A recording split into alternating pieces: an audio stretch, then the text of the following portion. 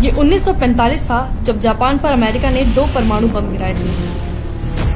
द्वितीय विश्व युद्ध में आधा यूरोप बर्बाद हो गया था। कोरिया युद्ध से निकला दक्षिणी कोरिया गरीबी से घिरा हुआ था। सिंगापुर गंदगी और बीमारियों के लिए जाना जाता था।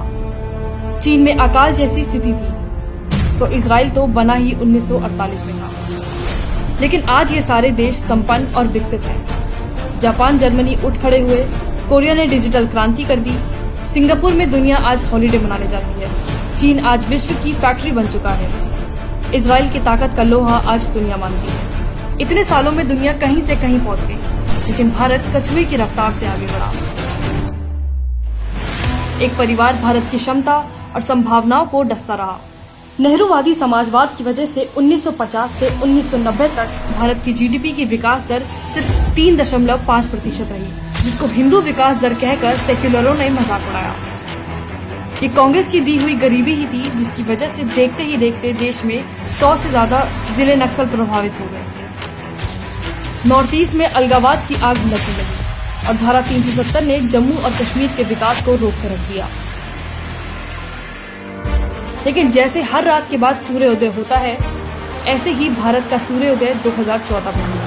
मैं नरेंद्र दामोदर दास मोदी सरकार ने धारा 370 खत्म करके जम्मू और कश्मीर को 2 परिवार की गुलामी से आजाद कराया, जिसके बाद राजौरी में आजादी के बाद पहली बार 20,000 घरों तक पहुंची बिजली आ गई तो जैसे एक रोशनी आ गई हमारे घर में। हमें बिजली की बहुत बड़ी सहूलत है। इससे पहले हम बहुत दिक्कत थे और बहुत तंगदस्त थे हर चीज से।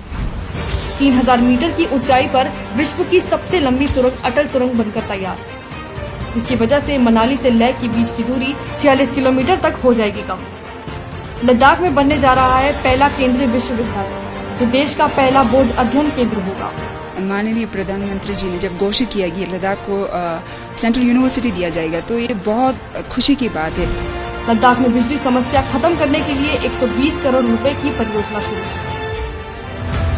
विभाजन के वक्त पाकिस्तान से आए 20,000 हिंदुओं को मिली 70 साल बाद नागरिकता।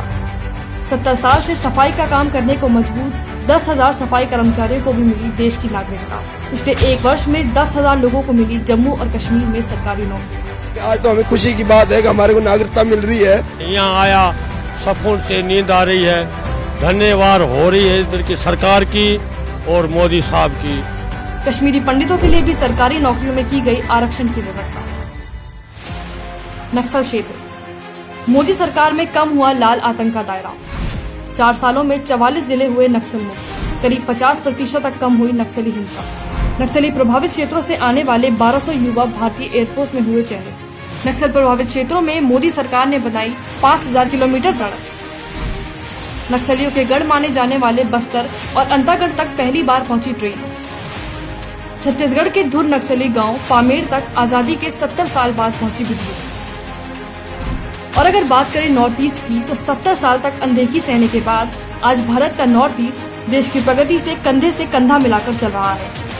नॉर्थ ईस्ट में मोदी सरकार बना रही है 6 नए एयरपोर्ट। मणिपुर में कुतुब मीनार से दुगना ऊंचा पुल बना रही है भारतीय रेलवे। दुनिया में होगा सबसे ऊंचा रेलवे पुल। गुवाहाटी को मिला देश का सबसे लंबा रिवर रोपवे, ब्रह्मपुत्र नदी के 2 किनारों को जोड़ेगा। 2022 में आजादी के बाद पहली बार सिक्किम तक पहुंचेगी भारतीय रेल। अलगाव, नक्सल और आतंक के गढ़ माने जाने वाले क्षेत्रों में ये मोदी सरकार की विकास की सर्जिकल स्ट्राइक है, क्योंकि जो 70 साल में नहीं हुआ वो अब हो रहा है।